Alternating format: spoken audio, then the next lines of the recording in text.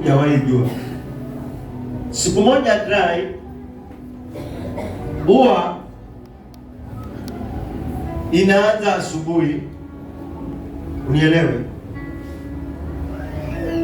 Asubuhi inaanza si asubuhi tu, yaani umeacha kula usiku, unaenda nayo sawa, vile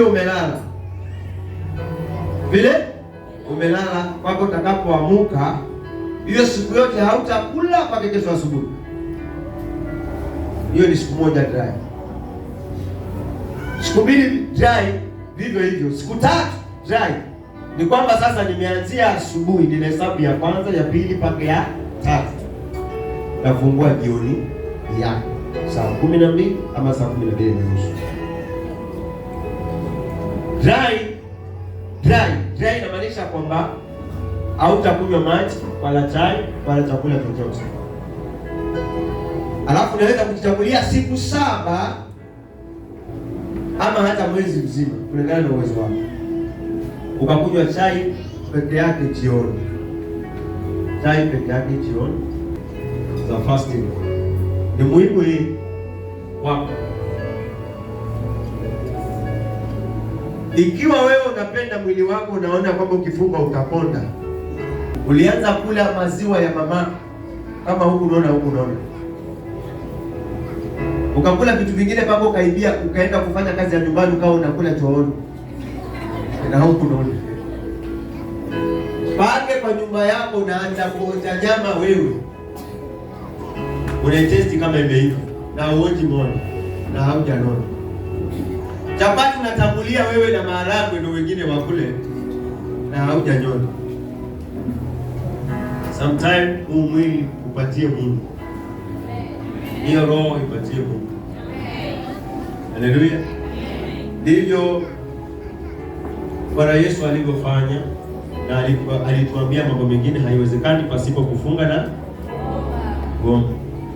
Sasa hii nimeitangaza ni kwa washirika wote, lakini kwa wahuduma wewe mwenyewe unajijua.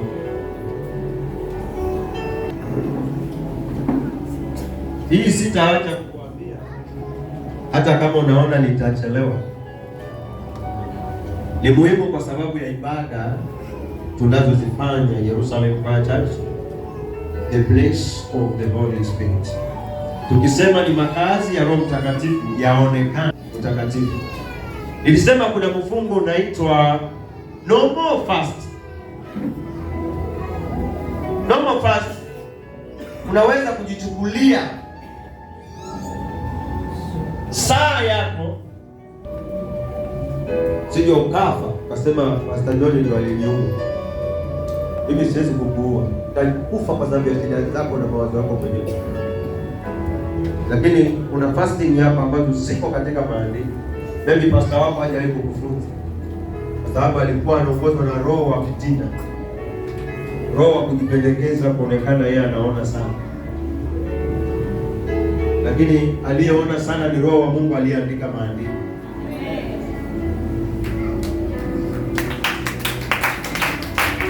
Unajua Danieli alikuwa anakula chakula asichokipenda, kwa sababu atimize haja ya Bwana wake. Unaelewana? Niliwasomea vifungu aina nyingi sana mahali hapa. Nikawasomea kitabu cha Yoeli, nikawasomea Danieli 12, nikawasomea Isaia 58 kuanzia 2 na 58 hata 7.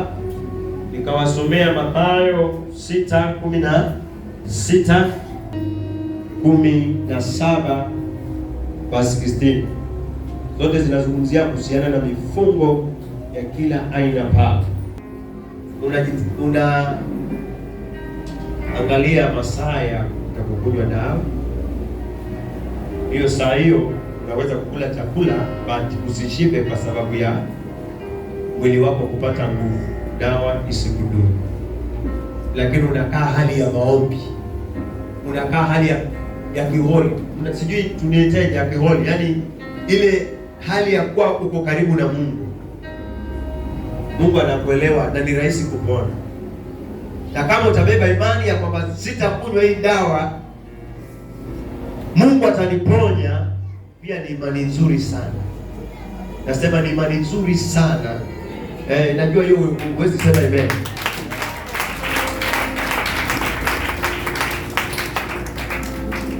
Ya pili inaitwa passion fasting.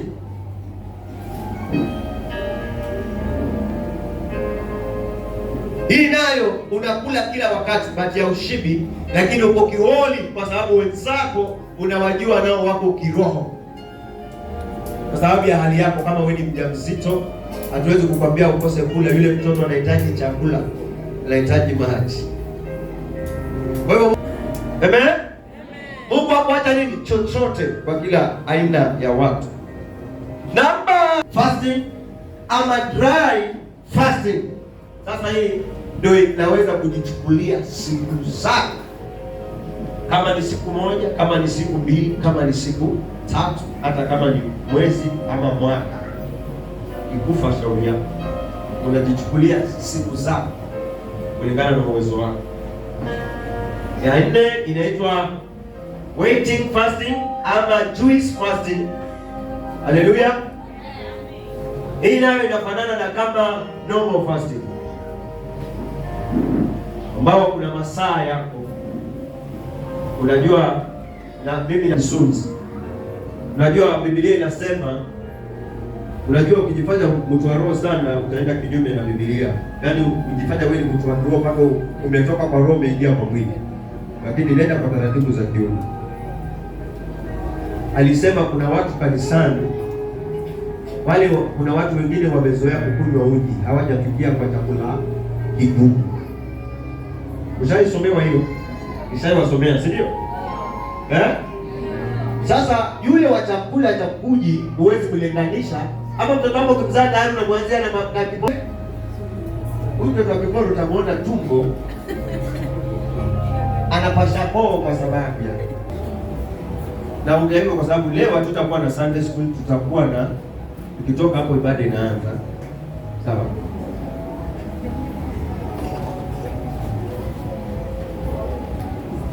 Sasa ukilianzisha na kiporo alafu lipeleke shule, nikikuletea madii na magii, ni kwa sababu umemzoesha kiporo. Lakini mtoto halisi yake haanzi hata na maji, huwa anaanza na maziwa. Alafu maji yake mpaka yachemshwe, sababu tumbo lake liko sensitive sana. Maji yake lazima yaue germs.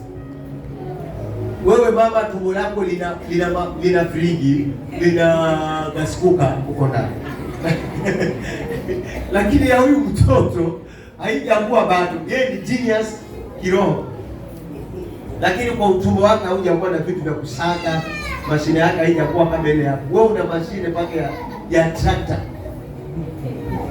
Kama unaweza meza michanga ile ya udongo na ukaenda kukunja mavimavumu, mama unapiga mbavu kisawasawa mpaka watu wanangojea, yani utoke tuoni na utoke, kumbe umekula udongo.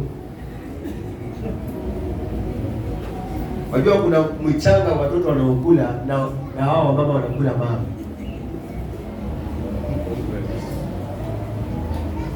Concrete yani. Ni mama ana mbegu ya concrete. Anavunjana na meno, anavunjana na mawe. Sasa sijui kwa nini kule nyinyi badala ya kuchukua concrete ya kwa hapa unatafuta mashine za kuvunja mawe. Amen. Ndio tunazungumzia. Sasa usijifanye kiroho ukamlazimisha mtu ambaye bado ni mchanga, anafaa inuke polepole. Kwa kiroho, unaona hata inua mtu ambaye ni mgeni sasa hiyo muinue hapa. Kutoa ushuhuda wake si kama mwenyeji. Bado ana haya. Lakini the moment anapoendelea kuzoea ile haya linapoondoka, ndio ukomavu wa kiroho nao unamwingia. Haleluya. So hii ni ile ambayo inaitwa waiting fasting. Alafu hii ya tano ndio inaitwa Daniel. Haleluya. Ile lazima utimize zile siku sasa. Kama huiwezi uachane nayo. Daniel fasting ni hiyo 21 days. Yaani siku 21. Kila mwanzo wa mwaka. Na ni nzuri sana. But unaweza ijumuisha na complete fasting ama dry fasting. The moment vile unaweza. So, ili juma la kwanza hatutafunga kwa sababu za hapa na pale kutafuta vitabu na whatever. Najua kuna vijana wao hawana haja ya hiyo, lakini ukianza mapema hakuna mtu amekukataza. Unajua kuna ule mtu anaweza chagua yeye kivyake akaenda kivyake. So unaweza chagua kama utaanza kwa sababu hauna mambo mengi sana. Lakini naongea kwa sababu ya niaba ya watu wote. Mimi nitaanza na wale niliowatangazia. Hii nyingine kwa sijatangaza, wewe anza. Yaani sija kukataza kwamba usianze. Yaani tangulia. Tuone kama tutakuja kukupata ama tutakupata ukiwa mbele. Pia utakusaidia. Maana kama kuna majebeli ilikuwa imetangulia utapambana nayo huko wewe. Utatutengenezea njia. So ni sawa. Lakini sisi tutaanza juma la pili. Hiyo fasting utaombea. Kitu cha kwanza ukifunga, omba utakaso. Takaso ni kitu cha maana. Ukioga mwili wako na ufeel fresh, si ndio? So anza kujitakasa. Kwa sababu kuna muda mwingi ukitoka hapo unaingia kwa msamaha. Ndio? Sasa ukitoka hapo kama kuna huduma, kama kuna nini, haya unaingia. Alafu ndio ukuje kwa watoto, uje kwa nyumba yako, kama una mume, kama ni wewe una mahusiano, unataka mahusiano yako yaende vizuri, kama una kazi, chochote sasa. Usisahau kanisa lako. Najua utanisahau lakini sina haja nikwambie. Usisahau madhabahu yako unapotamuka, maana ni mahali unapolilia Mungu wako. Sawa? Nielewana? Watoto wako, jamii yako, na wale ambao usibebe mtu moyoni. Kitu cha kwanza.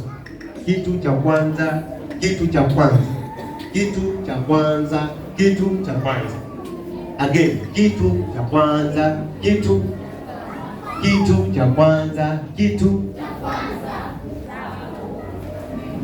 Narudia. Samehe adui, hata kama yuko hapa kanisani, kama ni jirani yako, kama ni kule ulikozaliwa, hata kama unajua ni kachawi, kama unataka kafe kasamehe. Ili kakifa kaende peke yake. Unajua sasa hivi unasumbuliwa na watu waliokufa maana uliondoka nao.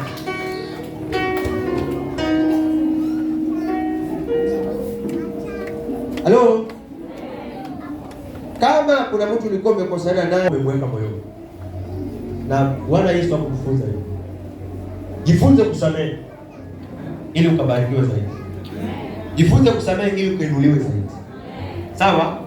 Wasamehe hata kama walikuumiza moyo. Usivuke mwaka. Mfano tutakuja kesho. Haleluya. Maombi ya kwanza ni wasamehe watu makosa yao. Na tena useme kama vile Yesu, maana tutasoma sala kwa pamoja.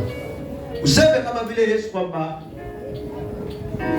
kwa sababu walifanya hawakuwa wanajua. Enda wewe ndio uliumiza watu moyo, utasema wanisamehe. Kama hata wewe uliumizwa utaomba msamaha. So maombi ya msamaha ni njia moja nzuri sana. Maana roho yako itakuwa safi. Na Biblia inasema heri wenye moyo safi watamwona Mungu. Hutuba Yesu aliyoifanya na wanafunzi wake. Maana ya hutuba niliwaambia jana. Rais akitoka mahali akikama natoa hutuba yake. Kenya nzima inataka kusikia rais amesema nini. Sasa hutuba ya Yesu iko katika kitabu cha Mathayo hiyo 5. Alipokuwa anawaambia watu samehe watu makosa yao. Sawa? Uweni na roho safi, maana mtamwona heri ninyi. Unaona sasa? Haleluya. Hiyo ni hutuba ujue. Na ni kitu ambacho unapaa kiwe kwa akili yako. Maana ni maneno na ni lazima tuyafanye. Kwa hivyo ni vitu ambavyo unafaa kufanya katika maisha yako. Ndio maana nimekwambia tutaingia katika mfumo wa kuomba, na utaona mambo yako mengi yakiinuliwa, utaona mambo yako mengi yakibadilika, utaona vitu vingi vikitendeka. Utaona hata wale waliokudharau kwa sababu uliwasamehe wakikuheshimu kwa njia nyingine, maana Mungu anaenda kuinua roho ya heshima ndani yako. Jifunze kuachilia. Hata kama kwa mfano ulishiriki kanisa wakakuongelea vibaya, wakusema mambo mabaya, kusema katoka huko na uchungu, usibebe hiyo. Uliolewa mahali Bwana akakuacha vibaya, ulioa mahali ukasema, hata mimi nimesema vya kutosha, lakini bado sijatosheka kusemwa. Nataka uendelee. Amen. Usitosheke kusema. Unajua kutosheka kusema inamaanisha kusema na mabaya umetosheka na hiyo, lakini sema na mabaya kwa kuja sema na mazuri.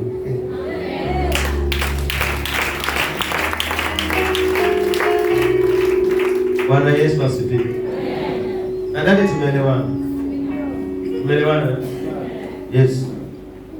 Kesha tutakuwa na mfungo pia tutakuwa na tutapanga kama wahuduma baada ya hii, ili tupangilie mambo ya mwaka tunaoingia kama wahuduma, na Mungu ataweza kuwabariki. So nimesema ya kwamba hatutakuwa na hii ya Sunday school, tutaanza huduma, tutaanza hiyo nani moja kwa moja kwa sababu ya time, ili vipindi vingine viwe na nafasi nzuri zaidi. Haleluya. Amen. Kwa hivyo leo ni maombi, worship, sifa, na watu wafanyiwe ile Mungu ametaka kuwafanyia watu wake. Amen. Si sawa? So Mungu awabariki na watendee mema, na ibada ya Bwana ikafanyike ndani ya moyo wako, na mambo yako yakaweze kufunguliwa siku zote za maisha. Amen. So karibu sana mama yetu maombi, karibu sana Monica.